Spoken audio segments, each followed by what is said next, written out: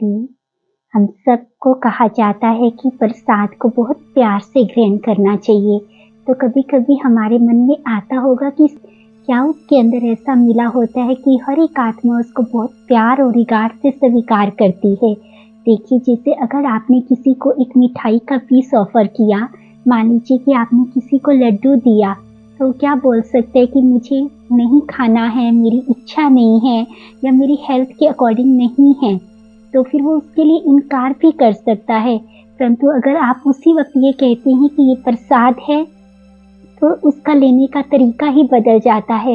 वो बड़ी प्यार से दोनों हाथों को फैलाएगा, बड़ी प्यार से उसको स्वीकार करेगा, फिर उसको सिर माथे पर लगाएगा और बहुत प्यार से उसको ग्रहण करेगा और कोशिश करेगा कि वो थोड़ा सा खुद खाए और फिर बाकी अपने घर के सदस्यों के लिए भी लेकर के जाए।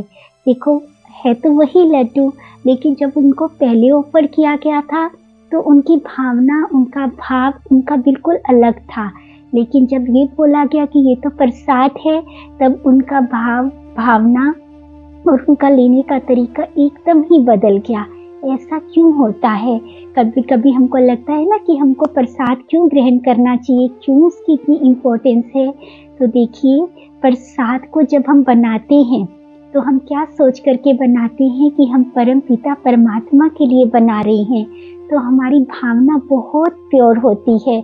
उसके लिए हम क्या करते हैं कि क्योंकि हम परम पिता परमात्मा का दिल से रिगार्ड करते हैं, तो जब हम वो प्रसाद को भी बनाते हैं तो बहुत अधिक रिगार्ड के साथ बनाते हैं, क्योंकि हम इस दुनिया की सबसे सर्वोच्च सत्ता के लिए वो भोग तैयार कर रहे हैं। तो इसीलिए जब भी कोई आत्मा प्रसाद को लेती है तो वो बहुत प्यार से, रिगार्ड से लेती है। वो दोनों हाथ फैला करके लेती है और उसको अपने मस्तक पर लगाती है, अर्थात उसका बहुत अधिक रिगार्ड करती है। क्यों किया? क्योंकि उसके अंदर रिगार्ड की भावना शामिल है। फिर क्या होता है, जब प्रसाद लेते हैं तो हमारी सबकी इच्छा क्या होती है, ना सिर्फ हम खुद खाएं बल्कि अपने परिवार वालों को, अपने प्रियजनों को बांट करके खाएं। अर्थात जब हम प्रसाद को लेते हैं तो हमारे अंदर ही शेयरिंग की भावना आ जाती है प्रसाद को लेते ही। क्यों है?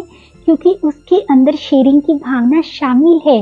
जब परम पिता परमात्मा का भोग बनता है तो सभी लोग मिलकर के आपस में बहुत प्यार से उसको तैयार करते हैं। उनकी मन सबका शेयर है उसके अंदर, उस सेवा के अंदर। तो जैसे ही हम प्रसाद को ग्रहण करते हैं तो हमारे अंदर ऑटोमेटिकली वो शेयरिंग की भावना आती है और हमारी दिल करती है भले हम थोड़ा थोड़ा कना दाना भी सबको बांट करके खाएं।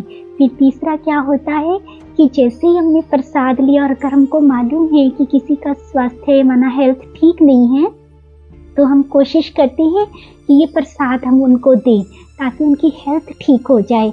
अर्थात इसके अंदर क्या है, ट्रस्ट है, विश्वास की भावना है। क्योंकि जब हम प्रसाद को तैयार करते हैं तो हमारा परम पिता परमात्मा पर विश्वास होता है। उसी विश्वास के साथ ही उस भोग को तैयार किया गया है। देखा जाए तो हम सब के अंदर आपस में मिलजुल करके रहने की, हमारे अंदर शेयरिंग की, केयरिंग की, है ना, ये रिगार्ड की, ये थोड़ी भावनाएं कम होती जा रही है। अगर हम चाहते हैं कि हमारे स्वयं के अंदर, हमारे परिवार के अंदर, हमारे बच्चों के अंदर ये संस्कार आए, तो क्यों ना जब भी हम भोजन तैयार करें, हम परम पिता परमात्मा का भोग समझ करके तैयार करें।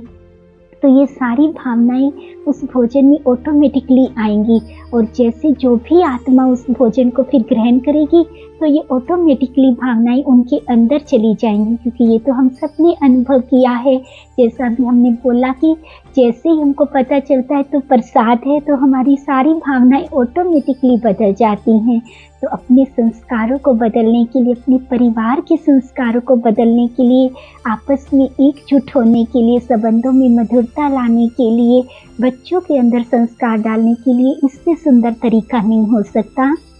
तो आज कोशिश करते हैं, या कहीं की दृढ़ता के साथ अपने साथ एक प्रण करते हैं कि जब भी हम भोजन को तैयार करेंगे तो बहुत प्यार के साथ, भावना के साथ और रिगार्ड के साथ तैयार करेंगे। उसको परम पिता परमात्मा की याद में तैयार करेंगे ताकि उसके अंदर बहुत सारी पॉजिटिव वाइब्स जाएं और हमारे परिवार वालों के अंदर वो ऑटोमेटिकली आकर के हम सब का जीवन बहुत खूबसूरत बनाएं। आशा करते हैं आप सबको ये बात अच्छी लगी होगी। अगर अच्छी लगी है तो प्लीज़ आप इसको अपने जीवन में अप्लाई करिए, क्योंकि जब तक हम किसी भी चीज़ को अपने जीवन में करके नहीं देखते हैं तब तक हमको अनुभव नहीं मिलता। हम सब परमपिता परमात्मा की याद में भोजन बनाकर उसको प्यार से भोग लगा कर के फिर ही भोजन को ग्रहण करेंगे। इसी विश्वास और निश्चय के साथ आप सबका दिन बहुत शुभ हो। आप सब परमात्मा पिता की छत्र छाया में रहें। ओम शांति।